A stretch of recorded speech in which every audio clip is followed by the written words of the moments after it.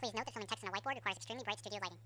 Subsequently, sunglasses were worn during the filming of this video to prevent damage to my retinas. A note on how to use these sessions. Jot down the notes as we go, so we'll help you learn the material in a more interactive way and you can use them as study notes later. Also, in the small chance that a discrepancy arises between the professor's notes and mine, always go with your professor. They're the one grading you. Lastly, any examples or analogies used in this session are not meant to support or criticize politics, religion, or lifestyle. They're merely learning tools to help understand the material. Alright, guys and girls. It's time to get cracking.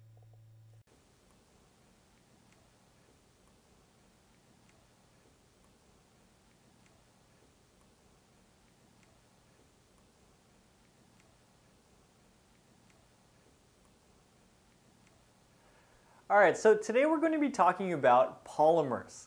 And the application of what we learned today is going to be really exciting. This is because polymer chemistry is arguably the single most important thing going on in chemistry today. Why do I say that? Well, it's because polymer chemistry is the foundation for something we call materials science. But what is materials science? Well, materials science is the science behind creating synthetic substitutes in the laboratory for things that we normally get from nature. Okay, so materials science is just making things in the lab as opposed to getting them from nature. Okay. For example, us as humans, we take a bunch of stuff from nature so that we can use it to better our lives with, right? We take wood, cotton, rubber, to name a few of the things that we use in our daily lives from nature, right? Obviously, these things aren't in endless supply in nature, so we need to be able to come up with a synthetic substitute to help offset our usage of the natural product so that we don't use up all the natural products, right? This is where polymer chemistry comes in. Polymer chemistry is what helps us make these synthetic substitutes. And we see these all the time in our daily lives, you guys. If you go surfing, your wetsuit is made out of a polymer called nylon. If you play basketball or baseball or any sport, most likely your uniform is made out of some kind of polyester. Okay, polyester is a polymer. It's a polymer made out of a bunch of esters. Okay, poly means many, esters. We know esters is a functional group. So we have many esters linked together in this thing called a polyester. Okay, oftentimes you look at the back of your shirt, it'll say 20% cotton, 80% polyester. Okay, so we're helping to offset the cotton shortage by using polyester. Where else do we see polymers? If you ride motorcycles, if you have a motorcycle jacket, if it's a good one, most likely you'll have Kevlar stitched into the lining. And this is for added protection.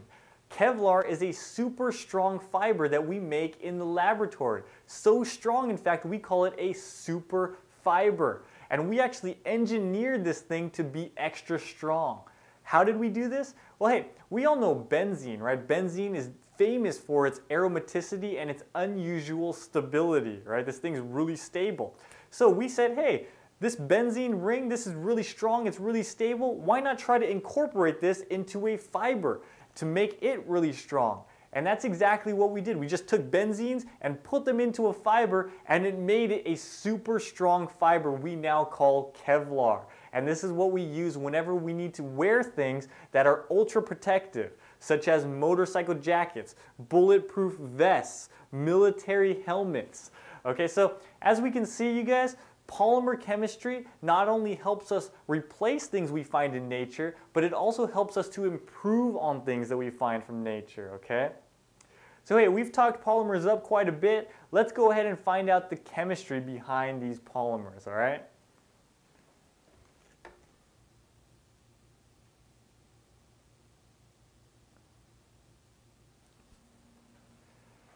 Alright, so just like whenever we start a new topic, let's go ahead and start out with general features.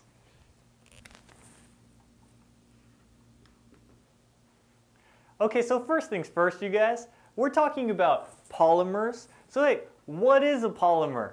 Well, let's break it down by its name. Polymer, poly means many, mer means unit. So a polymer is many units linked together in a long chain. Okay, let's say that one more time. A polymer is many single units stuck together to form a long chain. So hey, if a polymer is many single units that are linked together, what do you think those single units are called before they're incorporated into the polymer chain? Well, those single units are called monomers. Okay, so mono means one or single, mer means unit, so monomer is a single unit. Before a monomer, a single unit is incorporated into a long chain, it's called a monomer. After you stick one monomer onto another monomer, these linked monomers now form a polymer chain. Okay, so hey, let's go ahead and write some of this stuff down.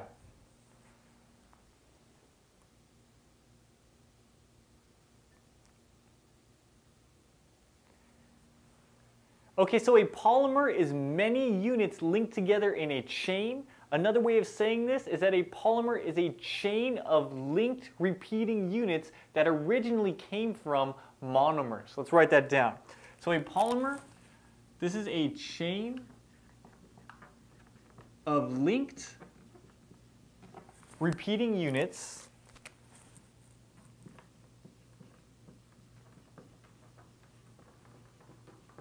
and these repeating units originally came from monomers. Okay, so this is a polymer is a chain of linked repeating units that were originally made from monomers.